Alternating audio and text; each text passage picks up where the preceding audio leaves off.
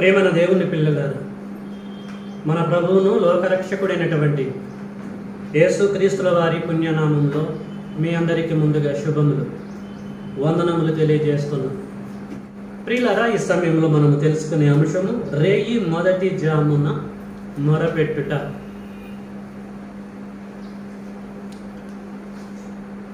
ఈ సమయంలో ఈ అంశానికి సంబంధించినటువంటి లేఖన భాగాలు ఆలస్యం చేయకుండా చదువుకుందాం. మీ దగ్గర ఉన్నటువంటి బైబిల్ని ఓపెన్ చేయండి. పాత నిబంధన గ్రంథములో విలాప వాక్యములు ఉన్నాయండి. ఇర్మియా గ్రంథం ప్రక్కన విలాప వాక్యములు 2వ అధ్యాయము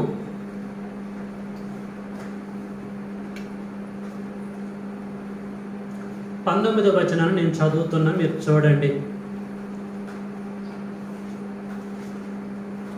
పేజీ నంబర్ 682. టకీమని ఫస్ట్ తీసిన తర్వాత రాసుకోండి. 19:2-19. నీవు లేచి రేయి మొదటి జామున మొర్రపెట్టుము, నీళ్లు కుమ్మరించినట్లు ప్రభు సన్నిధిని నీ హృదయమును కుమ్మరించుము. నీ పసిపిల్లల ప్రాణము కొరకు నీ చేతులను ఆయన తట్టు ఎత్తుము. ప్రతి వీధి మగను ఆకలిగొని వారు మూర్చిల్లుచున్నారు. చాలా ప్రియమైన దేవుని పిల్లలారా, మన అంశానికి సంబంధించిన ఒక అద్భుతమైనటువంటి వచన భాగాన్ని చదువుకున్నాం విలాప వాక్యంలో నుంచి. విలాప వాక్యములు ఎవరు రాశారండి? ఇర్మియా గారు రాశారు. పెద్ద ప్రవక్తలలో ఒక ప్రవక్త, దేవుడు ద్వారా షబాస్ అనిపించుకున్న వ్యక్తి, రోషము కలిగినటువంటి ప్రవక్తేన. ఇర్మియా గ్రంథాన్ని మీరు చదువుతూ ఉంటే ఇతని యాక్టివిటీస్ ఎలాగున్నాయో మీకు అర్థమవుతాయి. ప్రియులారా, తాను విలాప వాక్యములు రాస్తూ అనేకమైన సంగతులు తెలియజేసి ఇక్కడ మొరకి సంబంధించిన విషయం చెప్తున్నాడు. నీవు లేచి రేయి మొదటి జామున మొరపెట్టుము అంటున్నాడు. నీవు లేచి అంటే పడుకొని లేవటమా, పాపపు స్థితిలో నుంచి లేవటమా, సమస్యల నుంచి లేవటమా అనేది మనం ఆలోచించాలి. ఇకపోతే రేయి మొదటి జామున మొరపెట్టు అంటున్నాడు. రేయి అంటే అర్థం ఏంటండి? రేయిం పగళ్ళు అంటారు, అంటే రాత్రులు పగలు. రేయి అంటే ప్రియులరా రాత్రి. ఏం చేయాలి? రాత్రి కాదు, రేయి, రాత్రి మొదటి జామున నువ్వు మొరపెట్టుము అంటున్నాడు. లేచి రాత్రి మొదటి జామున మొరపెట్టుము. మొరపెట్టుము అంటే అర్థమేంటిది అంటే దేవుడికి ప్రార్థన చేయటము. దేవుడికి ప్రార్థన చేయటం అన్నా మొరపెట్టడం అన్నా ఒకటే. నిర్గమకాండము 2వ అధ్యాయము 23లో ఇశ్రాయేలీయులు దేవునికి మొరపెట్టారట. దేవుడు అంటున్నాడు మోషేతోటి, ఇశ్రాయేలు యొక్క మొర నా యొద్దకు చేరింది అని అంటున్నాడు. అంటే అది ప్రార్థన నా యొద్దకు చేరింది అని దాని అర్థం. మొర అన్న ప్రార్థన అన్న ఒకటి. ప్రేమన దేవుని బిడ్డలారా, జాగ్రత్తగా ఆలోచించండి. మనము బాప్టిజం తీసుకున్నది మొదలుకొని ఇప్పటి వరకు ప్రార్థన చేస్తూనే ఉంటున్నాం. అంటే దాని అర్థం దేవుడికి మొర పెడుతూనే ఉంటున్నాం. మనకు నచ్చిన టైంలో, ఇష్టం వచ్చిన టైంలో ప్రార్థన చేస్తున్నాం. కొన్ని సందర్భాలు ఫలాన్ని పొందుకోగలుగుతున్నాం, మరి కొన్ని సందర్భాలు ఇప్పటివరకు అది లేదు. అంటే ఎలాగ మనం ప్రార్థన చేయాలో మనకు తెలియదు. కాబట్టి బైబిల్లో భక్తులు చెప్పవలసిన పరిస్థితి ఏర్పడుతుంది. దేవునికి ఎప్పుడు ఎలా ప్రార్థన చేస్తే ఆయన వింటాడో అది కరెక్ట్ టైము అన్న సంగతి ప్రవక్త అయినటువంటి ఇర్మియా సూపర్ థియరీలో తెలియజేస్తున్నాడు. ఎప్పుడు పడితే అప్పుడే కాదు, రాత్రుల పూట అని అంటలేదు. మరి ఏమంటున్నాడు? రేయి మొదటి జామున అంటున్నాడు. ప్రేమన దేవుని బిడ్డలారా, రేయి మొదటి జాము అంటే అర్థం ఏంటిది? రేయి అంటే రాత్రి. రాత్రికి ఎన్ని గంటలు ఉంటాయి? ఒక రాత్రి ఎన్ని గంటలతో కూడుకొని ఉంటుంది? ఈ రాత్రిలో ఎన్ని జాములు ఉంటాయి? రాత్రి అనేది ఎప్పుడు ప్రారంభించబడుతుంది? జాగ్రత్తగా మనం ఆలోచించాలి. రాత్రి ఎప్పుడు ప్రారంభించబడుతుంది? రాత్రికి ఎన్ని గంటలు ఉంటాయి? ఈ రాత్రుల్లో ఎన్ని జాములు ఉంటాయి? మరి రేయి మొదటి జాము అంటే ఎప్పుడు అని చెప్పేసి మనం అర్థం చేసుకోవాలి. ఇవన్నీ కూడా మనం గ్రహించాలి. మొదటి జాము అన్నాడంటే ఇంకా రెండోది కూడా ఉందా, మూడోది ఉందా, ఇంకా అసలు ఎన్ని ఉన్నాయి జాములు అన్నటువంటి సంగతి మనకి అర్థం కావాలి. రైట్, ఇవన్నీ మనకు అర్థం కావాలంటే దినం మీద మనకి ఒక గ్రిప్పు అనేది ఉండాలి. ప్రేమన దేవుని బిడ్డలారా, దినానికి ఎన్ని గంటలు? 24 గంటలు.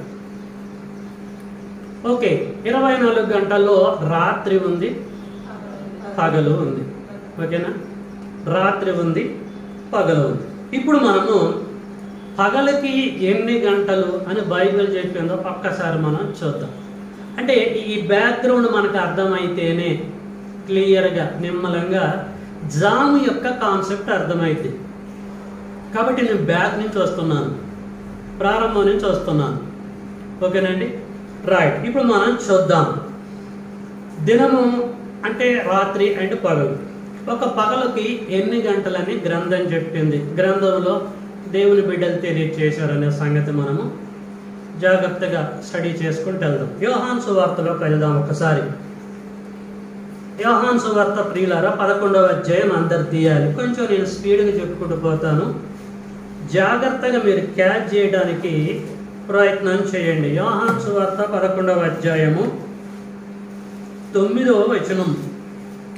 అందుకు యేసు, పగలు 12 గంటలు ఉన్నవి కదా, ఒకడు పగటి వేళ నడిచిన ఎడల ఈ లోకపు వెలుగును చూసును అని చెప్పేసి అంటున్నాడు అండి.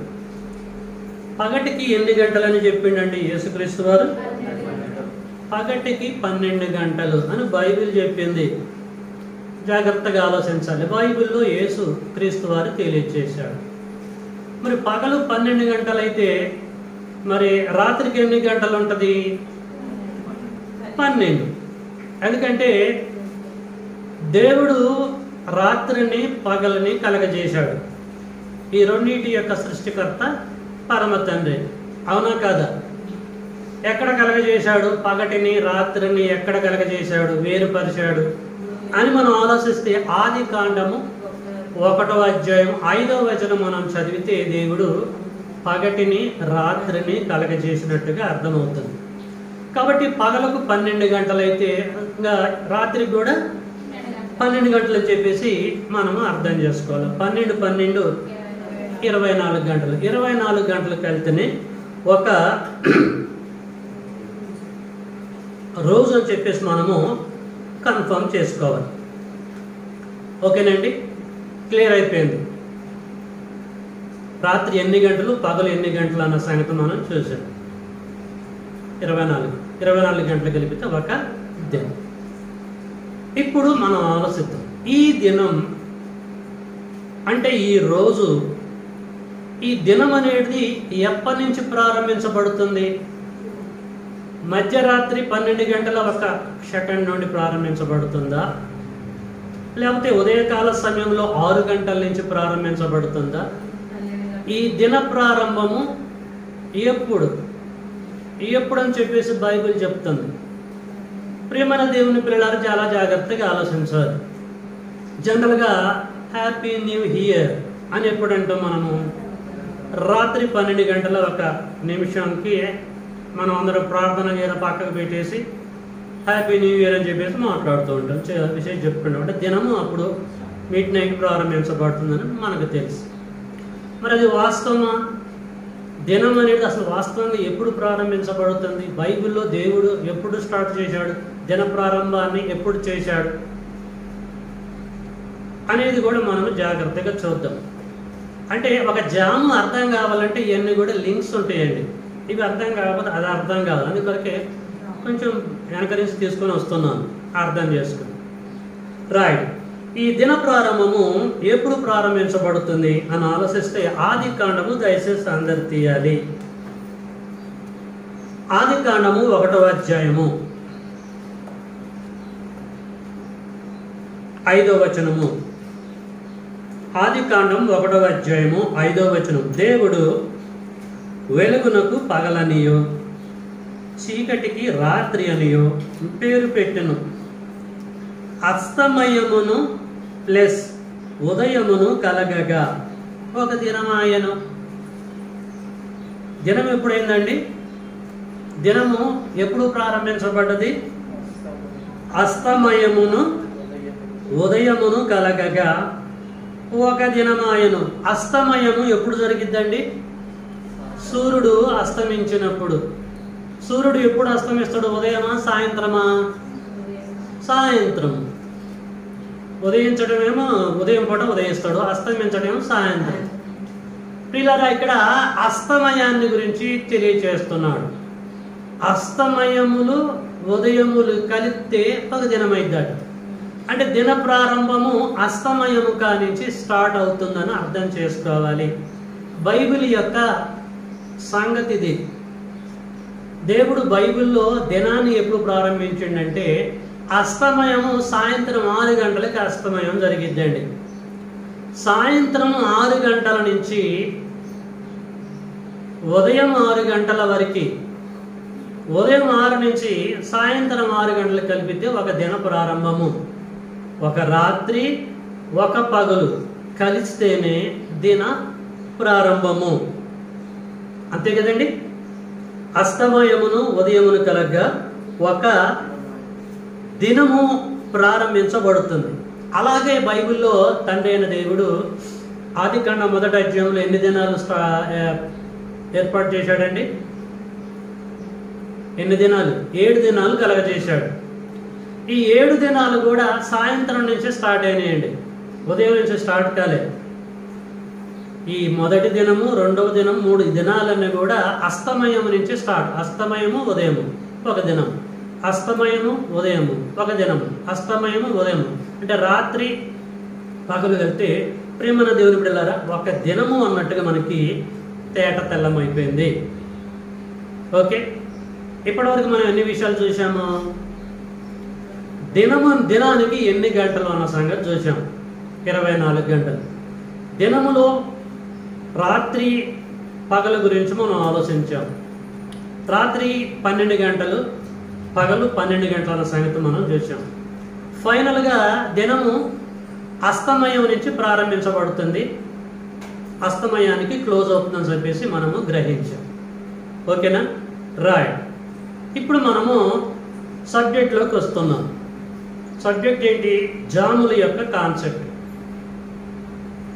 జాము. ఈ జాములు ఏంటి?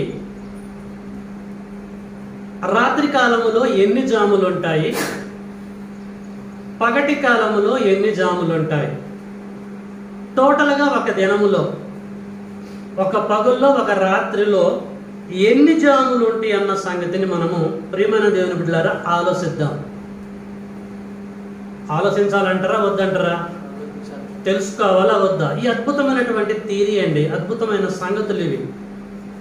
కాబట్టి ఒక దినములో పగలు రాత్రులు ఉంటాయి కరెక్ట్ అయినప్పుడు ఈ దినములో ఎన్ని జాములు ఉంటాయి? రాత్రులు ఎన్ని జాములు, పగళ్ళు ఎన్ని జాములు? ఇది మనకు అర్థమైతేనే మొదటి జామున లేచి ప్రార్థన చెయ్యి అన్న సంగతి మనకు అర్థమైంది. రైట్. ఇప్పుడు మనం చూద్దాం. ముందు అస్తమయము ఉదయమైనడుగా, అస్తమయం తర్వాత చీకటి పడుతుందిగా, చీకటిని గురించి ఆలోచిద్దాం. ఈ రాత్రిలో ఎన్ని జాములు ఉంటాయి తెలుసుకుందాం ప్రియమైన దేవుని పిల్లలు. ఎందుకంటే ఎందుకు తెలుసుకోవాలంటున్నానంటే కీర్తన గ్రంథం 119లో ఈ రాత్రికి సంబంధించిన జాముల యొక్క ప్రస్తావన మనకు కనిపిస్తూ ఉంటారు. అందరు తీయండి. కీర్తన గ్రంథము 119లోకి మనం వెళ్దామండి. కీర్తన 119 1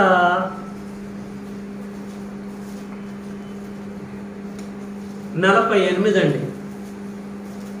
ఇప్పుడు రాత్రి జాముల గురించి మాట్లాడుతున్నాం. ఏమాత్రమే ట్రాక్ మీరు దిగొద్దు, నేను దిగేటట్టు మీరు మీ బాడీ లాంగ్వేజెస్ ఉండొద్దు. చక్కగా అర్థమయ్యే రీతిలో మీకు నేను బోధిస్తూ ఉంటున్నాను.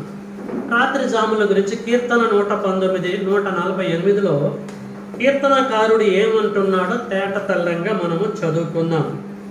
నీవిచ్చిన వాక్యమును నేను ధ్యానించుటకై నా కన్నులు రాత్రి జాములు కాకమునిపి తెరుచుకొందును.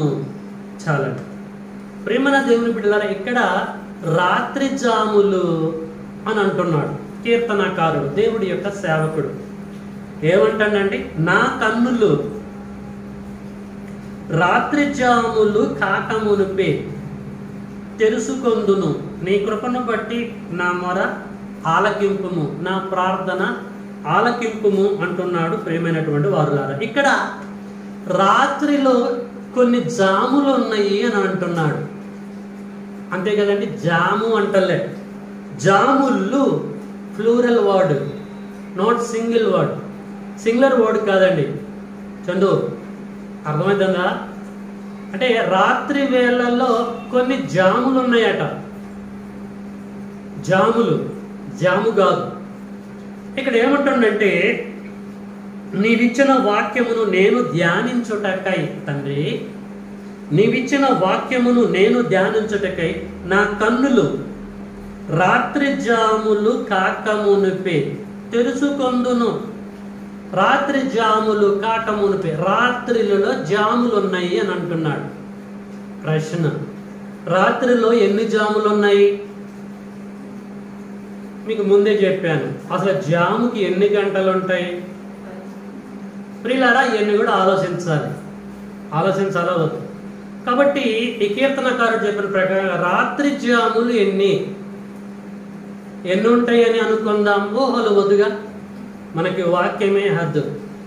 కాబట్టి బహు జాగ్రత్తగా మనం ఆలోచించడానికి ప్రయత్నము చేయుదాం. ఓకే, రాత్రిలో అంటే రాత్రి 12 గంటలు, ఈ 12 గంటలలో ఎన్ని జాములు ఉంటాయి అన్న సంగతిని యేసునే అడుగుదాం. ఆయన కరెక్ట్గా చెప్తాడు. లూకా సువార్త 12వ అధ్యాయము అందరూ తీయాలండి. లూకా సువార్త 12వ అధ్యాయము 38 చదువుతున్నా, మీరు చూడండి. లూకా సువార్త 12వ అధ్యాయము 38, నిశ్చయముగా చెప్పుచున్నాను అని, మరియు అతడు 2వ జామున వచ్చినను 3వ జామున వచ్చినను ఏ దాసులు మెలకువగా ఉండుట కనుగొనునో ఆ దాసులు ధన్యులు అని చెప్పేసి ఇక్కడ అంటున్నాడు. ఇక్కడ జాముల యొక్క ప్రస్తావన కనిపిస్తున్నది. అతడు 2వ జామున వచ్చినను 3వ జామున వచ్చినను అని అంటున్నాడు. ఎన్ని జాములు కనపడుతున్నాయండి? రాత్రుల్లో 2వ జాము కనపడుతుంది, 3వ జాము కనపడుతుంది. అంటే రాత్రుల్లో 12 గంటలైతే 12 గంటల్లో 2 జాములే ఉన్నాయా? ఆలోచించాలి. 2వ జాము అంటున్నాడంటే 1 లేకుండానే అంటాడా? ఆలోచించాలి. అంటే 1వ జాము కూడా ఉంది అని మనం అర్థం చేసుకోవాలి. అర్థం చేసుకోవడం కాదు, లేఖనం చూపిస్తా ఇప్పుడు తర్వాత. అదే మీకు అర్థం కావడానికి వరకు చెప్తున్నాను. అంటే మొదటి జాము ఉంది, 2వ జాము ఉంది, 3వ జాము వరకు మనకు రికార్డెడ్ ఉంది. ఏమో ఒకవేళ 3 ఉన్నాయేమో, అంతటితో ఆగినాయేమో రాత్రుల వేళ అని అనుకోవచ్చుగా. అసలు ఎన్ని ఉన్నాయి జాములు? ఇప్పటి వరకైతే 3 జాములు ఉన్నట్టుగా మనకి తేట తెల్లమైంది. ఉన్నటువంటి సందర్భాన్ని బట్టి, అర్థం చేసుకుంటున్నటువంటి విధానాన్ని బట్టి. రైట్, ఇదే ప్రస్తావన మత్తయి గారు ఏం చెప్తున్నాడో మత్తయి గారిని అడుగుదాము. 14వ అధ్యాయం తేండి. మత్తయి సువార్త 14వ అధ్యాయము. ప్రేమన దేవుని పిల్లలారా, 14వ అధ్యాయము 25వ వచనాన్ని చదువుతున్నాం, చూడండి. జాముల ప్రస్తావన డెప్త్గా మనము తెలుసుకుంటున్నాము. మత్తయి సువార్త 14, 25. రాత్రి 4వ జామున 4 కనపడ్డదండి. ఇక్కడ 1 చూసాము, 2 చూసాము, లోకాలో 3 చూసాము. ఇక్కడ మత్తయి గారు 4వ జామును కూడా ఇంట్రడ్యూస్ చేసుకున్నాడు. రాత్రి 4వ జామున ఆయన సముద్రం మీద నడుచుచు వారి యొద్దకు వచ్చెను. చాలండి. యేసుక్రీస్తుల వారు సముద్రం మీద నడిచిన జాము, మొదటి జామ, 2వ జామ, 3వ జామ, 4వ జామ.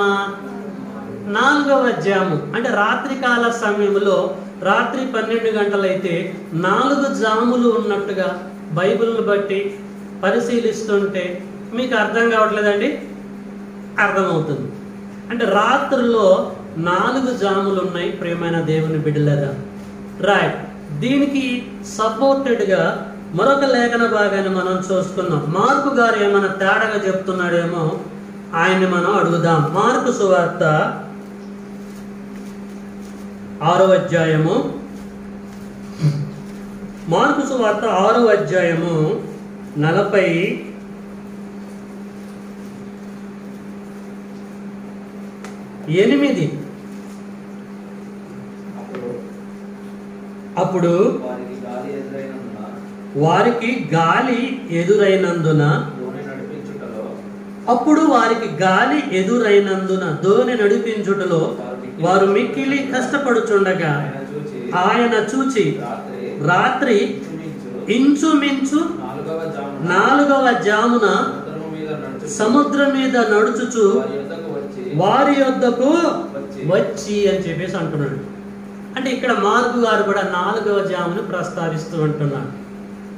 ఈ 4వ జాములో, ఇంచుమించు 4వ జాములో యేసుక్రీస్తు వారు నడుచుకుంటూ నీళ్ళ మీద వారి యొద్దకి, శిష్యుల యొద్దకు వచ్చినట్టుగా మార్కు గారు తెలియజేస్తూ ఉంటున్నాడు. ప్రేమన దేవుని బిడ్డలారా, ఇక్కడ వరకు పరిశీలన చేస్తే మనకి ఏమి తేట తెల్లమైంది, ఏం అర్థమైందండి? రాత్రి కాల టైంలో, రాత్రి 12 గంటలైతే ఈ 12 గంటల సమయంలో 4 జాములు ఉన్నట్టుగా అర్థం కాలేదా? అర్థమైంది? అర్థం కాలేదు. 5 జాములు 6 జాముల ప్రస్తావన లేదు, కానీ ఓన్లీ 4 జాముల ప్రస్తావనే ఉంది. కాబట్టి కీర్తనకారుడు 119లో ఏం చెప్పిండు? 148లో ఒక్కసారి దాన్ని తీయండి. కీర్తన గ్రంథము 119 148లో నా కన్నులు రాత్రి జాములు కాక మునిపే ఏం చెప్పిండండి? తెరుచుకుంటాయని చెప్పేసి అన్నదండి. నీ వాక్యము స్టడీ చేయడానికి నా కన్నులు రాత్రి జాములు కాక మునిపే అంటే ఈ 4 జాములు కావడానికి ముందే, అది ఎండు అవటానికి ముందే నా కన్నులు తెరుచుకుంటాయి. ఎందుకనంటే నీ వాక్యమును నేను ధ్యానించడం కొరకని చెప్పేసి ప్రేమైన దేవుని బిడ్డలారా ఇక్కడ మనకి అర్థమైపోతూ ఉంటుంది. కాబట్టి పరిశీలించినటువంటి దీనిని బట్టి మనకి ఏమి తేడా తెల్లమైందనంటే, రాత్రి 12 గంటలైతే ఈ 12 గంటలలో 4 జాములు ఉన్నాయని బైబిల్ సుస్పష్టముగా తెలియచేస్తూ ఉంటాను. 5-6 జాములు లేవు. రైట్. దినానికి ఏం తక్కువ ఉంది? ఇప్పుడు పగలుంది, అంతే కదండి. రాత్రి అస్తమయమును ఉదయం కలుగుతుంది. అంటే రాత్రి పగలు వెళ్తున్న ఒక దినంగా 12 గంటల రాత్రి ప్రస్తావన తెలుసుకున్నాం, 4 జాములు ఉన్నట్టుగా. మరి పగలులో ఎన్ని జాములు ఉండొచ్చు? ఏమో ఒకవేళ 2 జాములు ఉండొచ్చు, అంతే కదండి. ఒకవేళ 3 జాములు ఉండొచ్చు. పగటి కాలములో ఎన్ని జాములు ఉంటాయి? పగల కూడా 12 గంటలే కదా, ఎన్ని జాములు? దీనిని గురించి మత్తయి గారు ఏం రాస్తున్నాడో ఒకసారి మత్తయి సువార్త 10వ అధ్యాయంలోనికి వెళ్దామండి. 20వ అధ్యాయంలోనికి క్షమించండి. మత్తయి సువార్త 20వ అధ్యాయాన్ని అందరు తీయాలి. ఈ అద్భుతమైన ఇన్ఫర్మేషన్ దాదాపు ఎవరు కూడా మీకు అందించరు. కాబట్టి యూటిలైజ్ చేసుకున్నవాడు ధన్యుడని చెప్పేసి గ్రంథము తెలియజేస్తూ ఉంటుంది ప్రియమైనటువంటి వారులాగా. ఓకే, మత్తయి సువార్త 20వ అధ్యాయము 1 చదవండి. ఎలాగనగా పరలోక రాజ్యము ఒక ఇంటి యజమానుని పోలి ఉన్నది. అతడు తన ద్రాక్ష తోటలో పనివారిని కూలికి పెట్టుకొనడానికి ప్రొద్దున బయలుదేరి, అంటే 6 గంటలకు బయలుదేరిండండి పగటి జామున. జాగ్రత్తగా ఆలోచించండి. ప్రొద్దున బయలుదేరి దినమునకు 1 దేనారము చొప్పున పనివారితో ఒడంబడి తన ద్రాక్ష తోటలోనికి వారిని పంపెను. తర్వాత అతడు దాదాపు 9 గంటలకు వెళ్ళి 8 గంటలకు వెళ్ళొచ్చు కదా, 9 గంటలకు వెళ్ళాడు, 6 గంటలకు వెళ్ళాడు ఒకసారి, అది అయిపోయిన తర్వాత 9 గంటలకు వెళ్ళాడు, ఇది రెండోసారి. 9 గంటలకు వెళ్ళి సంత వీధులలో ఊరక నిలిచి ఉన్న మరికొందరిని చూసి, మీరును నా ద్రాక్ష తోటలోనికి వెళ్ళుడి, ఏమి న్యాయమో అది మీకిత్తునని వారితో చెప్పగా వారును వెళ్ళిరి. దాదాపు 12 గంటలకును, అర్థం చేసుకోండి, దాదాపు 12 గంటలకును 3 గంటలకును అతడు మరలా వెళ్ళి అలాగే చేశాడు. చాలండి. ఏమర్థమైంది మీకు ఇక్కడ? ఒక యజమానుడు ఏం చేసినాడు, తన తోటలో పని చేయడం కొరకు పనివారిని తీసుకొని రావాలని అడ్డా దగ్గరికి వెళ్ళాడు. అడ్డా దగ్గరికి 6 గంటలకు వెళ్ళాడు, తీసుకొచ్చారు, పనిలో పెట్టాడు. ఆ తర్వాత మళ్ళీ ఏం చేశాడు, 9 గంటలకు వెళ్ళి మరి కొంతమందిని తీసుకొచ్చి పనిలో పెట్టాడు. ఆ తర్వాత 12 గంటలకు వెళ్ళి మరి కొద్ది మందిని తీసుకొచ్చేసి పనిలో పెట్టారు. ఆ తర్వాత 3 గంటలకు వెళ్ళి మరి కొద్ది మంది తీసుకొచ్చి పనిలో పెట్టారు. అంటే ఎన్నిసార్లు వెళ్ళాడండి? యేసుబాబు అర్థమవుతుందా? ఇక్కడే ఉన్నావా? జాగ్రత్త, ఆవలిస్తాగా నాకు అలా డౌట్ వస్తుంది.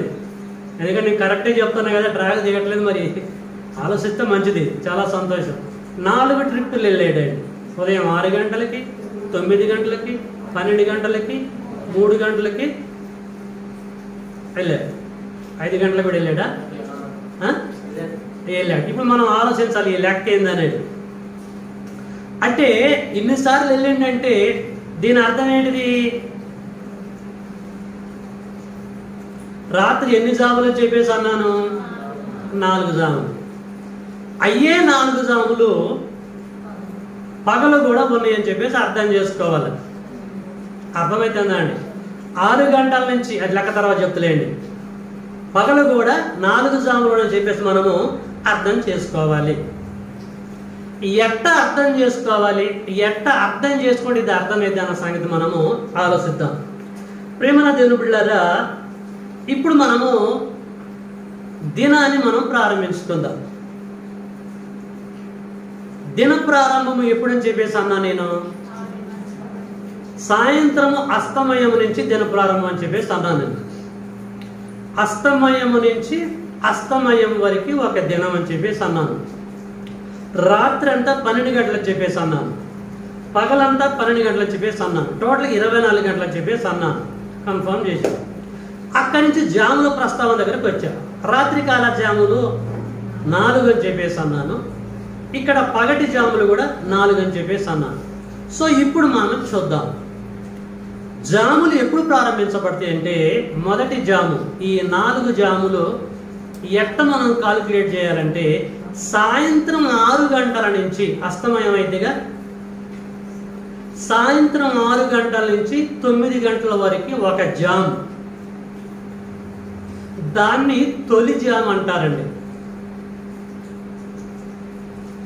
9 గంటల నుండి రాత్రి 12 గంటల వరకు మళ్ళీ జామ్. అర్థమవుతుందా? 9 గంటల నుంచి 12 గంటల వరకు మళ్ళీ జామ్ అంటారు. 12 గంటల నుంచి తెల్లవారుజామున 3 గంటలకి ఏమంటారండి? రాత్రి జామ్ అంటారు దీన్ని.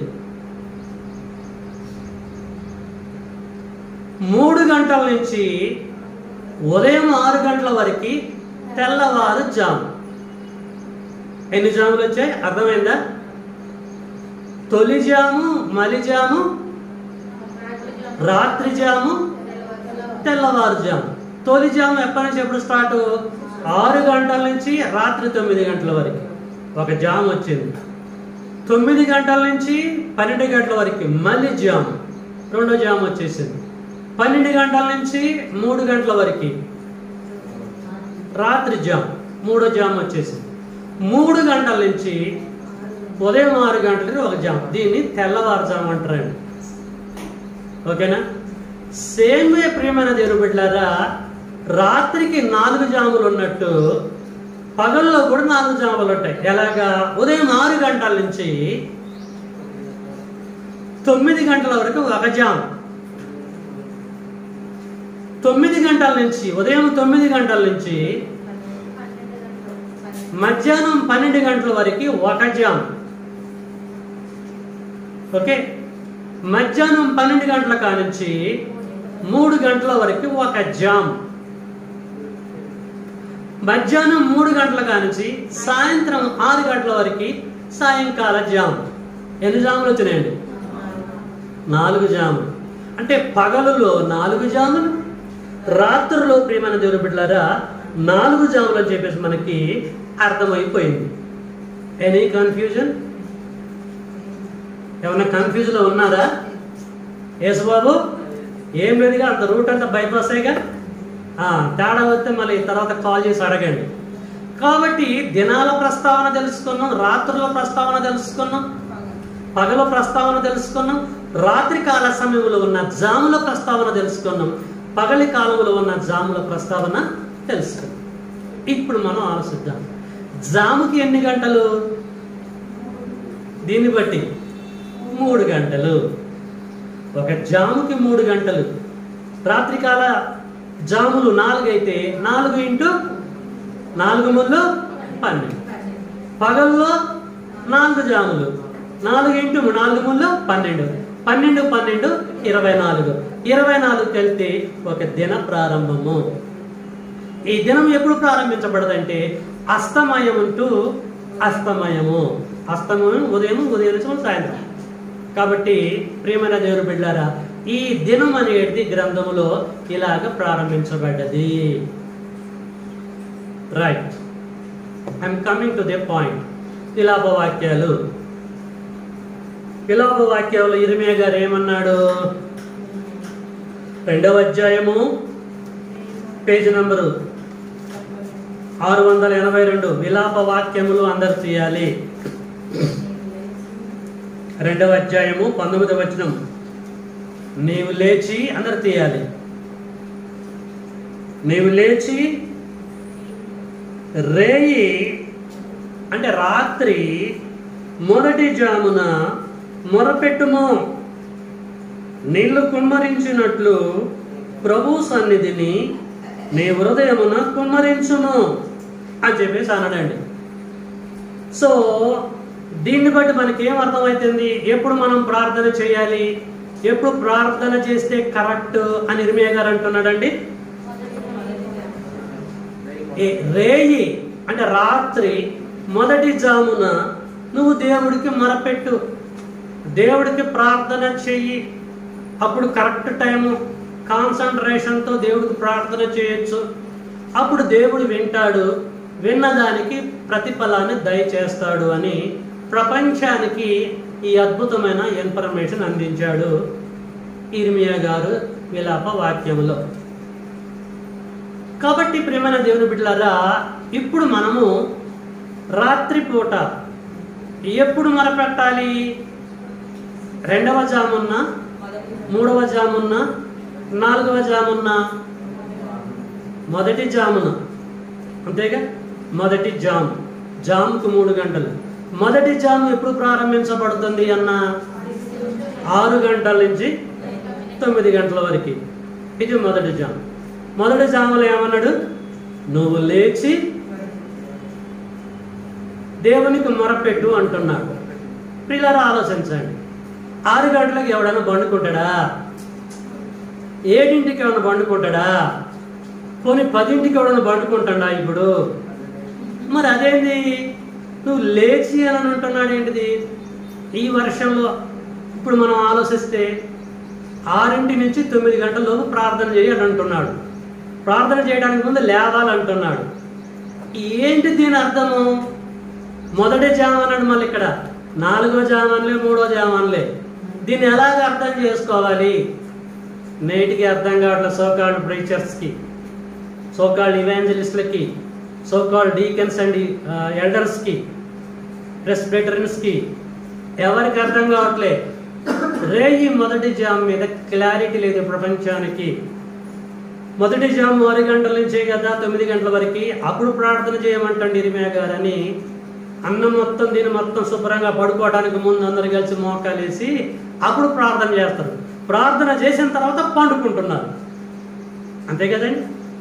ప్రార్థన చేసి పండుకుంటారు. కానీ లేఖనం ఏమంటుంది? నువ్వు పండుకున్నోడు నువ్వు లేచి ప్రార్థన చేయమంటుంది, అంతే కదమ్మా సుధా, జ్యోతి, అంతేనా కదా అమ్మా మమత? అర్థమవుతుందా? మనం ఏం చేస్తున్నాం? ప్రార్థన చేసి పండుకుంటున్నాం. పండుకున్నోడిని లేచి ప్రార్థన చేయరా నాయన అంటున్నాడు. అది మొదటి జామ్ అంటున్నాడు. దీన్ని ఎలాగ అర్థం చేసుకోవాలి? రేయి మొదటి జామ్ అంటే బైబిల్ చెప్పిన అర్థం ఏంటిది, బైబిల్ భాష్యం ఏంటిది, దీన్ని ఎలాగ అర్థం అంత ఒకే ట్రాక్లో అర్థం చేసుకోకూడదు. ఎప్పుడు పడుకుంటామండి మనము? రేయి అంటే రాత్రి 12 గంటలు, సారీ రాత్రి 12 గంటల తర్వాత మనం శుభ్రంగా నిద్రపోతాం. మొదటి జాములో పడుకోము, 2వ జాములోకి వెళ్తున్నప్పుడు పడుకుంటాం. కరెక్ట్ నిద్ర, గురక నిద్ర ఎప్పుడు ఉంటుంది మనకి? 3వ జాము. ఆ జాములో 12 తర్వాతనే 12 నుంచి 1 గంట వరకు మత్తులో ఉంటాం ప్రేమన దేవుని బిడ్డలారా. అప్పుడు ఎవడన్నా లేపితే లేస్తామా మనం? అప్పుడు మనం లేవం ప్రియులారా. మొదటి జాము అంటే దాని అర్థం ఏంటంటే, బైబిల్ యొక్క అర్థం ఏంటంటే రాత్రి 12 గంటల నుంచి తెల్లవారుజాము 3 గంటల మధ్య టైం. అందరూ గురకలు పెట్టుకుని నిద్రపోతూ ఉంటారు. ఆ టైంలో మనం లేచి ప్రార్థన చేస్తే పెన్ డ్రాప్ సైలెంట్గా ఉంటుంది. మీకు అర్థమవుతుందా? ఆ టైంలోనే కదండి భయంకరమైన కళలు వచ్చి మనల్ని ఆగం చేసేది, మనల్ని నాశనం చేసేది. అదే సూటబుల్ టైం కదండి.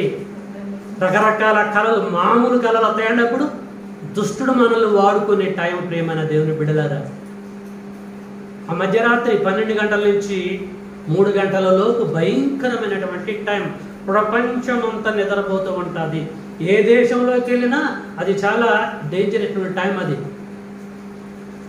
ఆ టైం యొక్క ప్రస్తావన గురించి చెప్పాడు ఇక్కడ ఇర్మియా గారు.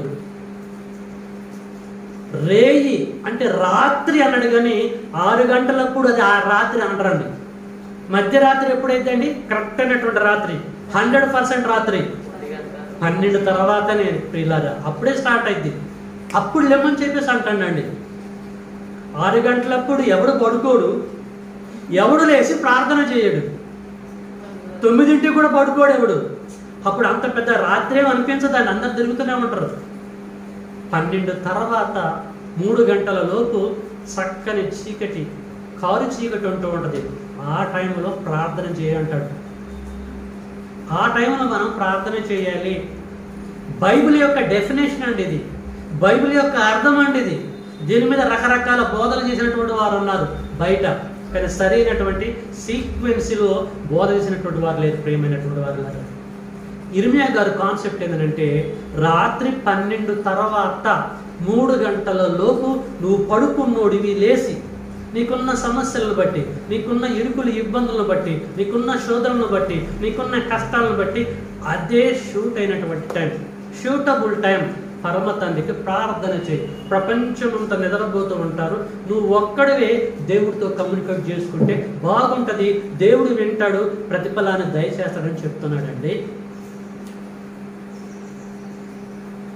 కాబట్టి ఏమన్నాడంటే నీవు లేచి పడుకున్నంత వరకు చాలు, గురకలు తీసినంత వరకు చాలు. నువ్వు లేచి రేయి మొదటి జాము అంటే అప్పుడు ఫుల్ రాత్రి అప్పుడే స్టార్ట్ అవుతుందండి. భయంకరమైన రాత్రి 12 గంటల తర్వాతనే ఆ రేయి మొదటి జామున. అక్కడి నుంచి మిగతా 2 జాములు ఉంటాయి అవతల. ఆ రేయి ఆ మొదటి జామున తండ్రికి ప్రార్థన చేయించి చెప్పేసి అంటాడు ప్రేమ దేవుని బిడ్డ. అర్థమవుతుందండి? 6 గంటల నుంచి 9 గంటలు కాదు, 9 నుంచి 12 కాదు, 12 నుంచి 3 గంటల లోపు అది షూటబుల్ అయినటువంటి టైం. అందుకొరకే బైబిల్లో ఈ సమయాన్ని ఎరిగినటువంటి భక్తులు కరెక్ట్గా అదే టైంలో ప్రార్థన చేశారండి. చేశారా చేయలేదా? కరెక్ట్గా అదే టైంలో ప్రేయర్ చేశారు. చూద్దాం, చూసుకొని మనం ముగించుకోవడానికి ప్రయత్నం చేద్దాం. కీర్తన గ్రంథం 119లోకి వెళ్దామండి. అందరు తీయాలి. కీర్తన గ్రంథము 119. దావీదు మహానుభావుడు ఎలాగ ప్రార్థన చేస్తున్నాడో చూద్దాం. 119:62. కీర్తనల గ్రంథము 119:62. న్యాయమైన తండ్రి నీ నిధులను బట్టి, న్యాయమైన నీ నిధులను బట్టి నీకు కృతజ్ఞతాస్తుతులు చెల్లించుటకు అర్ధరాత్రి వేళ, మిడ్ నైట్, అర్ధరాత్రి వేళ నేను మేలుకొని వాడను. అర్ధరాత్రి మేలుకొని ఏం చేయాలన్నది ఈయన ప్లాను. ఏమండి? మొదటి జాము రెండో జాము అంటలే, మిడ్ నైట్ అంటున్నాడు. రేయి మొదటి జాము. బైబిల్లో భక్తులందరూ కూడా ఇలాగ ప్రార్థన చేశారండి. మిడ్ నైట్ 12 తర్వాతనే, 12 నుంచి 3 గంటల లోపు ప్రశాంతమైన వాతావరణం ఉంటుంది. పిన్ డ్రాప్ సైలెంట్, ఎక్కడ శబ్దాలు, పొల్యూషన్ ఎక్కడ ఉండదు. పరమ తండ్రితో మాట్లాడుకోవచ్చని దావీదు గారు మిడ్ నైట్ అంతా కూడా ప్రశాంతంగా ఉండి దేవుడికి మొరపెట్టుకున్న సందర్భాలు గ్రంథంలో ఉన్నాయండి. మనం ఎప్పుడు ప్రార్థన చేస్తున్నాం? సాయంత్రం 6 గంటల తర్వాత, 7 గంటల తర్వాత, 9 తర్వాత గట్టిగా ప్రార్థన చేసుకుని మంచం మీదకి ఎక్కి పడుకుంటూ ఉంటాం. కరెక్ట్ వే కాదు. కాన్సన్ట్రేషన్ దెబ్బతినిపోయింది ఆ టైంలో. ప్రార్థన అంటే దాని అర్థం ఏంటంటే దేవుడితో మాట్లాడటం. దేవుడితో మాట్లాడేటప్పుడు డిస్టర్బెన్స్ ఉండొచ్చా అండి? చాలా ప్రశాంతంగా మాట్లాడాలి దేవుడితోటి. మీరు ఏమన్నా అనుకోండి, నేనైతే అదే టైంలో దేవుడితో మాట్లాడతాను, ప్రార్థన చేసుకుంటాను. పర్సనల్గా ఒక ఫ్రెండ్తో మాట్లాడినట్టుగా నేను మాట్లాడుతూ ఉంటాను, ప్రేయర్ చేసుకుంటూ ఉంటాను. అట్లా ఉండాలి కమ్యూనికేట్ దేవుడితోటి, ప్రశాంతంగా ఉండాలండి.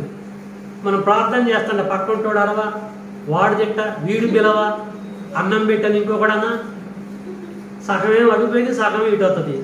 తృప్తి ఉండదు మనకి చేస్తే, ప్రార్థన చేస్తే. ప్రియులారా, దేవుడితో మాట్లాడాలంటే చాలా ఫ్రీగా ఉండాలండి, ప్రశాంతంగా ఉండాలి. కాబట్టి ఏం చెప్తున్నాడండి? అర్ధరాత్రి వేళ నేను మేలుకొందును, ఎందుకంటే నీకు మొరపెట్టడానికి అంటాడండి. అందుకొరకే అపోస్తల కార్యంలో కూడా సంఘము ప్రారంభించిన దినముల్లో 16వ అధ్యాయము 25 ఒకసారి తీయండి. పౌలు శీల జైల్లో ఉన్నారు కదండి, ఉన్నారా ఉండలేదా? సాయంత్రం 6 తర్వాత చీకట పడుతుంది కదా. చీకట పడ్డప్పుడు వాళ్ళు ప్రార్థన చేశారా? ఎప్పుడు చేశారు? మొరపెట్టారు. 16:25 అండి. అపోస్తల కార్యము 16వ అధ్యాయము 25. అయితే మధ్యరాత్రి వేళ, అదండి పాయింట్, మిడ్ నైట్. అయితే మధ్యరాత్రి వేళ పౌలును శీలయు దేవునికి ప్రార్థిస్తూ ఉంటున్నారు. చాలండి. అర్ధరాత్రి వేళ 9 కాదు, 9 అర్ధరాత్రి అంటారండి. పోనీ 7 10 గంటలప్పుడు అంటారా చందు? అర్ధరాత్రి అని ఎప్పుడు అంటారండి? మిడ్ నైట్, 12 తర్వాతనే. అప్పటి వరకు మరి పౌలు శీలలు ఏం చేశారండి? ప్రశాంతంగా జైల్లో ఉన్నారు. ఎప్పుడు దేవుడితో మాట్లాడితే కనెక్ట్ అయింది అని బాగా ఆలోచించారు ప్రియులారా. ఇర్మియా గారు చెప్పినటువంటి విలాప వాక్యంలో ఆ లేఖనం గుర్తొచ్చేసి, ఎందుకంటే ధర్మశాస్త్రం మీద పౌలు గారి గ్రిప్ ఉంది గనక, శీల గ్రిప్ ఉంది గనక, దేవుడికి ఎప్పుడు ప్రార్థన చేస్తా కరెక్ట్ తెలుసుకొని అర్ధరాత్రి వేళ ప్రార్థన చేస్తూ ఉంటున్నారట. What about you? నువ్వు ఎప్పుడు చేస్తున్నావు? మనం ఎప్పుడు చేస్తున్నాం? అందుకొరకే బ్లెస్సింగ్స్ అనేటి దేవుడి దగ్గర నుంచి మనము పొందుకోలేకపోతూ ఉంటున్నాము. అర్థమవుతుందండి? మధ్యరాత్రి వేళ పౌలును శీలయు దేవునికి ప్రార్థించుచు కీర్తనలు పాడుచుండిరి, ఖైదీలు వినుచుండిరి. అప్పుడు రిజల్ట్ చూడండి, అకస్మాత్తుగా భూకంపం కలిగను. ఆ తర్వాత వాళ్ళు జైల్లో నుంచి ఎట్లా బయటపడ్డారో అర్థమైపోతుంది. కాబట్టి రేయి మొదటి జామ్ అంటే సాయంత్రం 6 గంటల నుంచి 9 గంటల వరకు కాదండి. బిబిలికల్ వేలే కరెక్టే, కానీ ప్రార్థన చేసే టైం మాత్రం రాత్రి 12 తర్వాత, అర్ధరాత్రి. అది రేయి అప్పుడే స్టార్ట్ అయిపోయింది ఆ మొదటి జామున. దాని తర్వాత రెండో జాము, దాంతో లాస్ట్ అయిపోయింది. మొత్తం 4 జాములు. కాబట్టి అప్పుడు ప్రార్థన చేయాలన్నది దేవుని యొక్క ప్రణాళికగా ఇర్మియా గారు చెబుతున్న దానిని బట్టి మనకి అర్థమైపోతూ ఉంటుంది. అందుకొరకే మత్తయి సువార్త 25వ అధ్యాయంలో మరి యేసుక్రీస్తుల వారు ఏం చేసిండో చూద్దాం. మత్తయి సువార్త 25వ అధ్యాయం అందరు తీయాలండి.